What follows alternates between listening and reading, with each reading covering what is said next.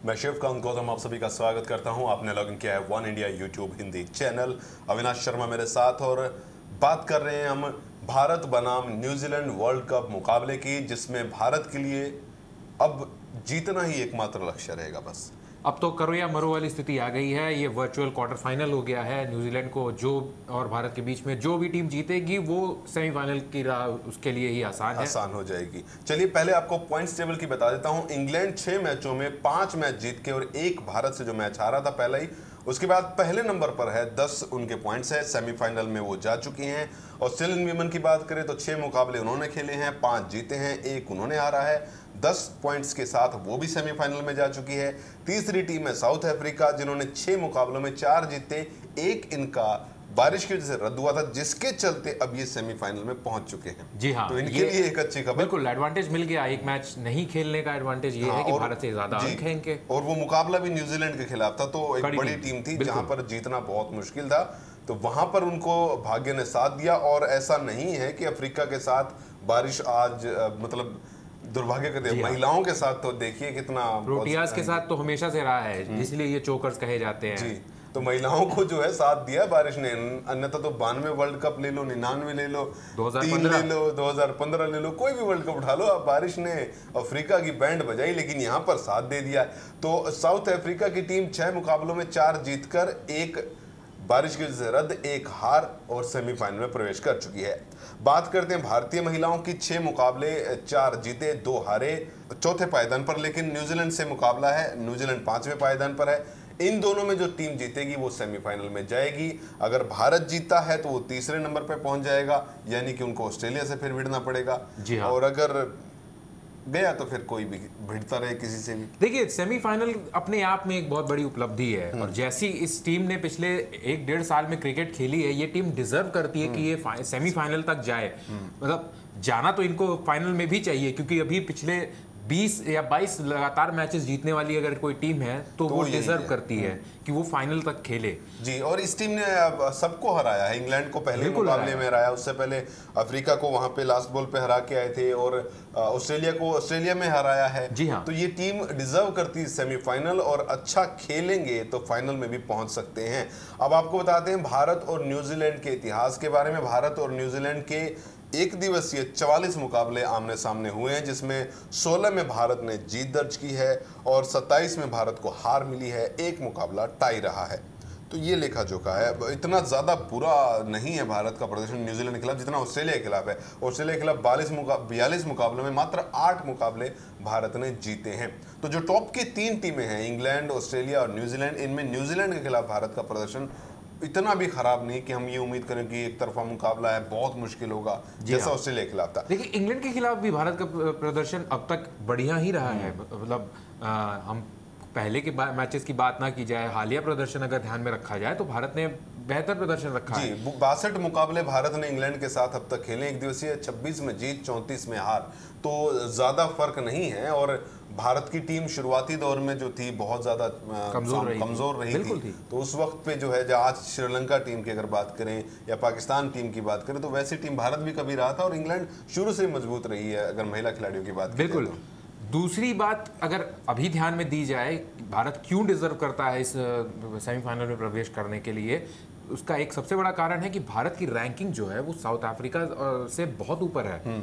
8वें पायदान पर है साउथ अफ्रीका, भारत 4थे पायदान पर। तो इसको भी ध्यान में रखना चाहिए। हालांकि प्रदर्शन जो है, बाद में साउथ अफ्रीका ने बारिश से धुला, 1 मैच हारे, उसके बाद उन्होंने जो टर्न अराउंड किया है वो काबिले तारीफ है। भारत को अच्छे से हराया उन्होंने। पिछला मैच भी बढ़िया अंतर से श्रीलंका के खिलाफ जीता। तो फॉर्म में आ गई है ये टीम। और भारत का जस्ट उल्टा हो गया कि भारत के जो मेन बल्लेबाज थे स्मृति मंदाना, जिनसे बहुत ज्यादा उम्मीदें रखी जाती थी, पिछले 4 मैचेस में वो लगातार फ्लॉप हो गई, और उसी का खामियाजा भारतीय क्रिकेट टीम जो है वो भुगत रही है। जी, शुरुआत बेहद खराब रहती है भारतीय टीम की। पिछले 3 मुकाबलों की अगर बात करें, 4 मुकाबलों की, चारों मुकाबलों में शुरुआत बेहद खराब रही है। भारत की प्रारंभिक बल्लेबाजी जहां तक है वो पूरे टूर्नामेंट में अगर शुरुआती 2 मैच छोड़े तो फ्लॉप रही है, जिसकी वजह से भारत पर दबाव रहा है। पहले या दूसरे ओवर में मंदाना आउट हो रही है, उसके बाद जो है आने वाले बल्लेबाज बहुत स्लो खेल रहे हैं। 20 ओवर में 50-55 रन, 2 विकेट पे, 3 विकेट पे, और एक पीरियड जो है फिर भारत उठ जाता है, 40 ओवर 160 चला जाता है, लेकिन लास्ट में हिटिंग के लिए कोई नहीं बचता, क्योंकि जो खिलाड़ी बीच में खेल रहे हैं वो पूरा नहीं खेल पा रहे हैं, चाहे वो मिथाली हो, चाहे ओपनर की बात करें अपन।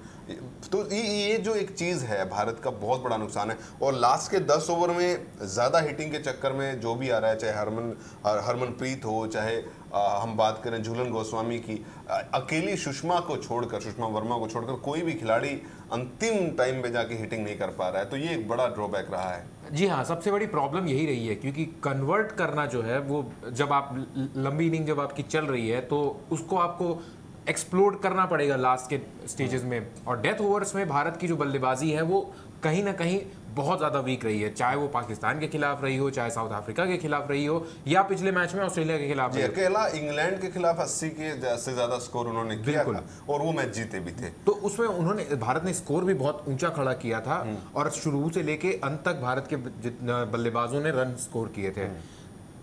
ओपनर्स ने सही शुरुआत दी थी भारत को, उस पे कैपिटलाइज किया कप्तान मिथाली राज। 75 गेंदों में 90 रन, तेज तर्रार शुरुआत थी। 300 का स्कोर वहां लग रहा था, अगर हम देखें तो उस मैच में भी, उसमें भी 280 के आसपास सिमट गई थी टीम। तो ये एक चिंता का विषय है। और न्यूजीलैंड जैसी पावर हिटिंग बैटिंग लाइनअप के सामने भारत को 270 प्लस स्कोर खड़ा करना पड़ेगा अगर पहले बल्लेबाजी करते हैं। और अगर चेज करने का मतलब आया तो ये टीम बहुत मुश्किल में है। देखिए, चेजिंग के मामले में तो फिर बहुत ज्यादा ही परेशानियां भारत के सामने खड़ी हो जाती हैं, क्योंकि स्मृति फॉर्म से जूझ रही हैं, शायद अभी बहुत युवा हैं, वो प्रेशर जो होता है एक बड़े मैच का, एक बड़े टूर्नामेंट का, अब उनके ऊपर आ गया है, क्योंकि प्रेस कॉन्फ्रेंसेस होने लगे हैं, उनको लोग जानने लगे हैं, रेपुटेशन बनने लगी है। तो कहीं ना कहीं ये सारी चीज़ें आपके खिलाड़ी के दिमाग के साथ खेलता है, और उन्हीं सब कारणों की वजह से ही नाना अपना कंसंट्रेशन जो है वो शुरुआती जो मोमेंट्स हैं उनमें बना नहीं पा रही हैं।